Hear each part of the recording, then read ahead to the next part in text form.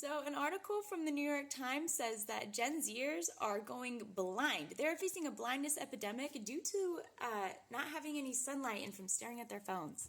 It said Gen Zers are increasingly nearsighted from staring at their electronic devices all day and face a blindness epidemic if they continue to stay indoors while phone addicted, a leading eye surgeon warns in a new report.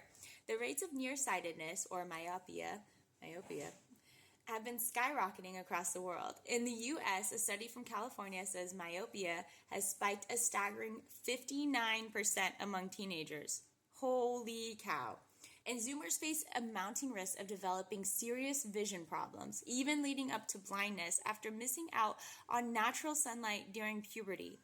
Now look, I'm not going to sit here and tell you that your children should never watch TV or play video games or anything, or I'm certainly not going to say, and my children never do that. Yeah, they do.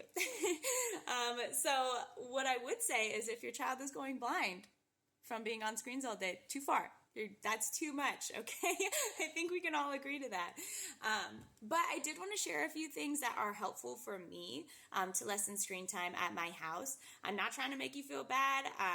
I have had times in my children's life where my kids, I have watched too much TV. I've been there, and I have felt the mom guilt and the mom regret of having them do that. And so I wanted to share some things that help me get out of that cycle. First of all, get it in your kid's head. It's okay to be bored. That is totally fine. When your child is bored, you will see them come alive and be their most creative. And also, when they're bored, it does not mean that they get to berate you constantly. Mommy, I'm bored. Mommy, I'm bored. My response to that is, okay, you can find something to do. I'm going to give you something to do. And that means you are going to be doing some kind of chores for me, okay? So if you're bored, you're going to be going and you're going to clean baseboards. Okay, that's cool. And maybe I'm going to pay you for that. Maybe I'm not.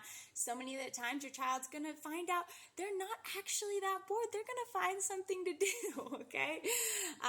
And so also I had to realize too that like every time I felt overwhelmed with the kids, I'd be like, oh, you guys want to watch TV?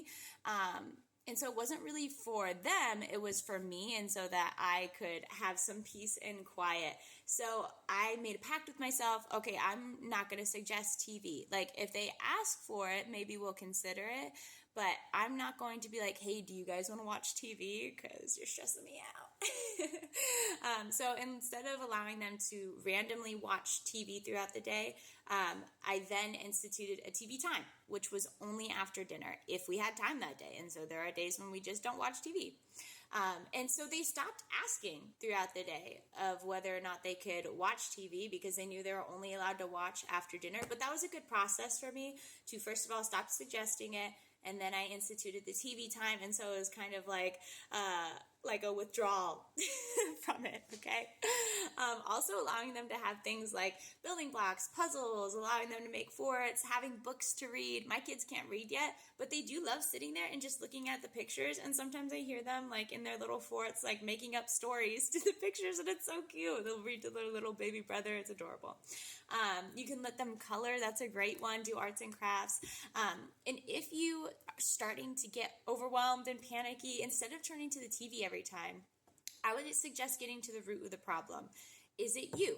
Are you just overwhelmed? Or are they being foolish? Are they being loud? Are they disobeying you? What is the actual root of the problem? And remember, if you guys are just having a day where nothing's going right, they're disobeying, you are feeling overwhelmed, send them to their rooms to have a quiet playtime. Obviously they shouldn't be their rooms 24/7, but if you need like a little break, that's fine. So I'm not going to tell you how long is too long to be on screens. That is between you and your family. I've seen so many different numbers for this too. I'm not sure anybody really knows. But I will say that if your child is going blind because they are on screens too much, that's too far, okay? And that is the dang truth.